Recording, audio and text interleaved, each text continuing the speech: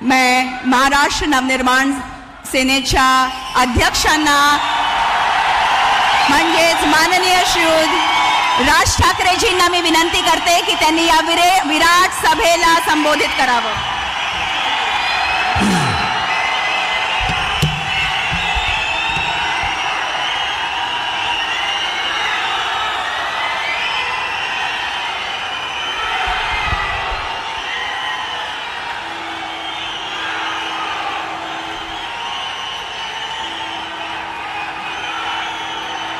पंडित जवाहरलाल नेहरू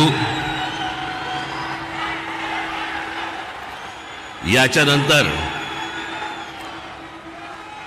हिंदुस्तान से तिसऱ्यांदा पंतप्रधान बनणारे माननीय पंतप्रधान नरेंद्र मोदी जी,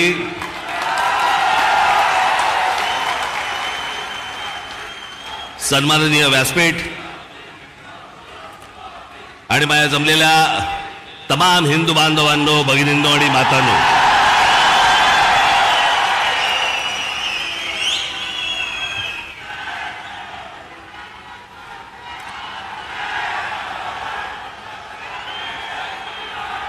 मोदीजी आपण मुंबईमध्ये याच्या अगोदर अनेकदा आलात, पण बरोबर 21 वर्षानंतर आपण आज शिवतीर्थावरती इथे आलात. मला आजही आठवते त्यावेळेला आपण इथे कमळामधनं बाहेर आला होतात आणि 2014ला आपण कमळ बाहेर काढलं.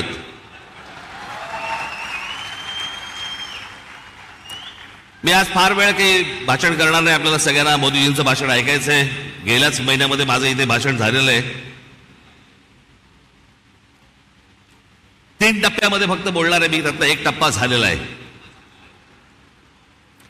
त्याचा पहिला टप्पा होता मोदीजींची पहिली 5 वर्ष. त्या टप्प्यावरती जे बोलायचंय ते 2019 साली बोलून गेलोय.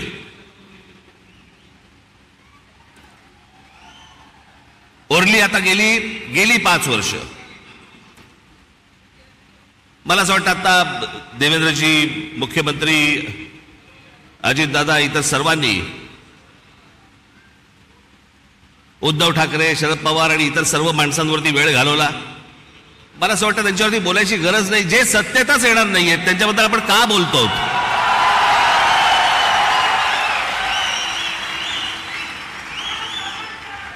काही आवश्यकताच नाहीये त्या लोकांची.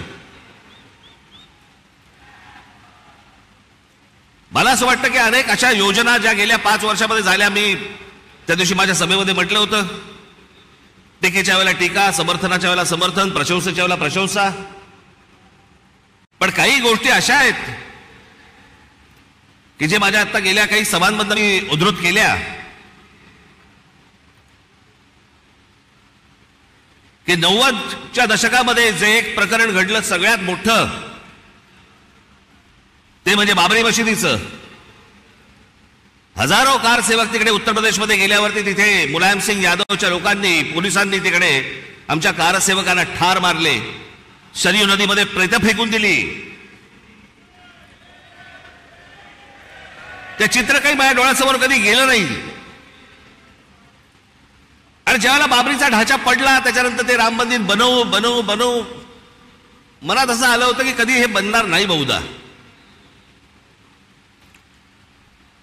पण मोदीजी, मी आपल्याला खरोखर धन्यवाद देतो की आपण होतात म्हणून ते राम मंदिर होऊ शकलं.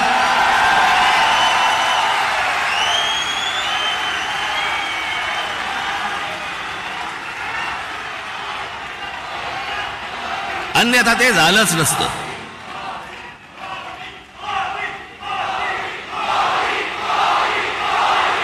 जेव्हापासून मी पूर्वीचा इतिहास, भारताचा स्वातंत्र्य नंतरचा इतिहास जेव्हापासून बघतोय तेव्हापासून एक गोष्ट कानावरती पडायची सगळ्या बाजूनी, या देशातलं 370 कलम काश्मीरमधलं रद्द झालं पाहिजे. इतक्या वर्षात जी गोष्ट होऊ शकली नाही ती नरेंद्र मोदीजींनी त्यांच्या पंतप्रधान पदाच्या कारकिर्दीमध्ये ती करून दाखवली. आज त्याच काश्मीरमध्ये जाऊन तुम्ही जमीन घेऊ शकता, जागा घेऊ शकता. तो एक भारताचाच एक भाग आहे हे आत्ता सिद्ध झालं.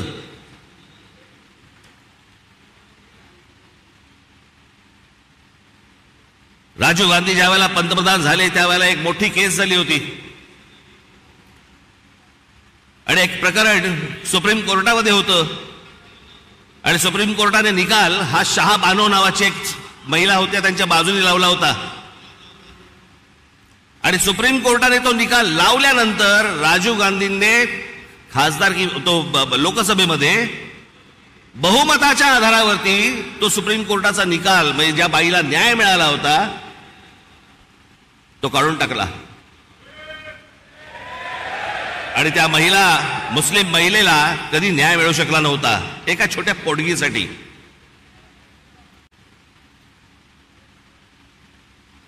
पण मोदीजींनी ती एक गोष्ट करून दाखवली की तो ट्रिपल तलाक तलाक तलाक तलाक तो कायदाच रद्द करून टाकला आणि हिंदुस्थानातल्या सगळ्या जेवढ्या मुस्लिम महिला आहेत त्यांच्यामध्ये एक समाधानाचं वातावरण झालं की रात्री आपला नवरा आला, शुद्धीत आहे का बेशुद्धीत आहे माहित नाही, पण समजा उद्या तलाक तलाक तलाक बोलला तर करायचं काय पुढे, पण तो विषयच बंद करून टाकला. मला असं वाटतं की हे अनेक गोष्ट अन्नधान्य पुरवण्यापासून लस देण्यापासून अनेक गोष्टी झाल्या, पण मी ह्या सगळ्या गोष्टींना सर्वात धाडसी निर्णय मानतो. ही गोष्ट करून घेणं इतकी वर्ष जी होऊ शकली नाही ती गोष्ट मला असं वाटतं करून घेणं हे मला असं वाटतं की सगळ्यात महत्वाची गोष्ट आहे असं मला वाटतंय. अनेक योजना राबवल्या गेल्या अनेक वर्षांमध्ये. आज मोदीजी मी फक्त आपल्या समोर उभा आहे पुढच्या 5 वर्षासाठी. या पुढच्या 5 वर्षामध्ये आमच्या सर्वांच्या महाराष्ट्राच्या आपल्याकडनं अनेक अपेक्षा आहेत. त्या मला फक्त अपेक्षा आपल्या समोर फक्त बोलून दाखवायच्या आहेत. याच्यापेक्षा मला कुठचंही लंब चौडं भाषण नाही करायचंय. त्यातली पहिली अपेक्षा आहे की गेले अनेक वर्ष खितपत पडलेला मराठी भाषेला अभिजात भाषेचा दर्जा मिळावा. ही गोष्ट आपण पंतप्रधान झाल्यानंतर मराठीला तो सन्मान मिळेल अशी मी मोदीजींकडे अपेक्षा व्यक्त करतो आणि ती होईल, तितक्याच धाडसाने ती होईल अशी मला खात्री आहे.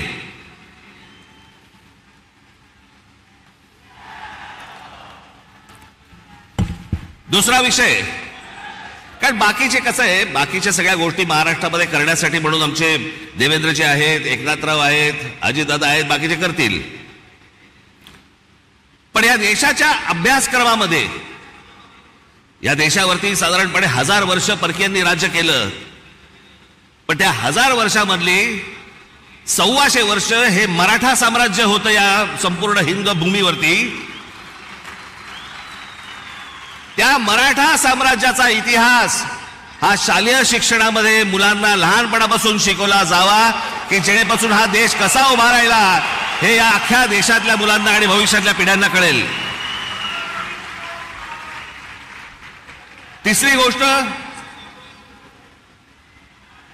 समुद्रामध्ये शिवछत्रपतींचा पुतळा कधी उभा राहील नाही राहील मला माहिती नाही, पण माझी विनंती आहे की आमच्या शिवछत्रपतींची खरी जर स्मारकं कुठची असतील तर आमच्या शिवछत्रपतींचे गड किल्ले आहेत.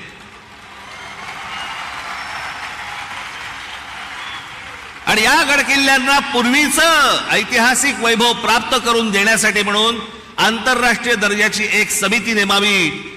भविष्यातल्या येणाऱ्या पिढ्यांना, या देशातल्या पिढ्यांना कळेल की आमचा राजा कोण होता आणि त्यांनी काय इतिहास गाजवला हे त्या आमच्या गडकिल्ल्यांवरनं कळेल. याच्यासाठी म्हणून आपल्याकडनं गोष्ट व्हावी अशी माझी अपेक्षा आहे.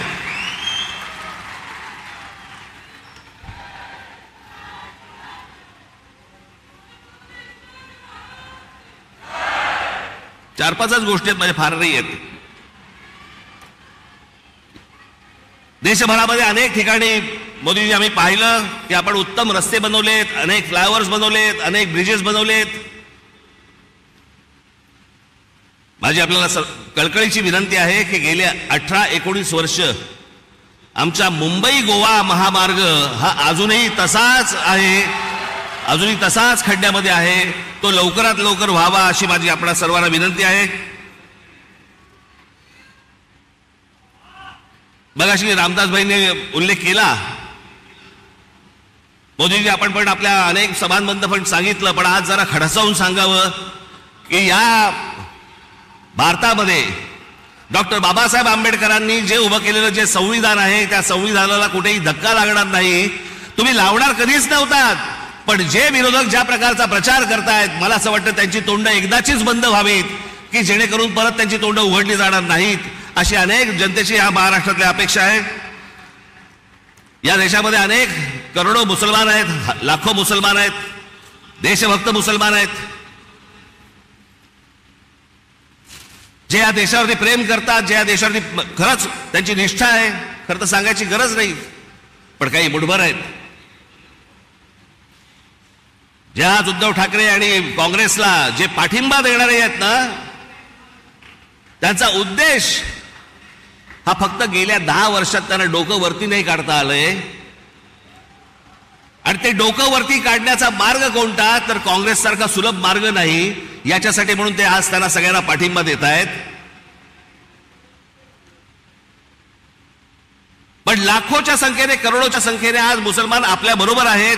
त्याला एक शाश्वती पाहिजे, त्याला मनात आदर आहे, तो काम धंदेवाला आहे, त्याला काम करायचं या देशामध्ये, तो या देशाचा नागरिक आहे, पिढ्यानपिढ्या राहणार आहे. पण मला असं वाटतं की हे जे मुठभर आहेत, हे ओवेसी सारख्या ज्या अवलादी आहेत, यांच्या मागून फिरणारे जे लोक आहेत, यांचे जे अड्डे आहेत, हे अड्डे एकदा तपासून घ्या. तिथे माणसं घुसवा, देशाचं सैन्य घुसवा आणि हा देश एकदा कायमचा सुरक्षित करून टाका. म्हणजे आमच्या आया बहिणींना याच्यापुढे देशामध्ये फिरताना कोणत्याही प्रकारचा त्रास इथे होणार नाही, अशी मी आशा अपेक्षा बाळगतो. आणि शेवटचं म्हणजे आमची मुंबईची रेल्वे, लाखो प्रवासी या रेल्वेने प्रवास करतात. या प्रवास करणाऱ्या रेल्वेच्या संपूर्ण यंत्रणेवरती आपण केंद्र सरकारने आपण बारीक लक्ष द्यावं, जास्तीत जास्त त्याच्यासाठी पैसे द्यावे, जास्तीत जास्त ती यंत्रणा चांगली कशी होईल याच्यासाठी म्हणून आपण पाहावं. एवढ्याच फक्त मी आज अपेक्षा आपल्या समोर घेऊन आलो होतो. बाकी भविष्यातल्या येणारा हिंदुस्थान हा आपल्या हातून उत्तम पद्धतीने मोठा हो, जगात मोठा हो, घडो, ही एक आशा अपेक्षा बाळगतो आणि आपल्या सर्वांची मी रजा घेतो. धन्यवाद. जय हिंद, जय महाराष्ट्र.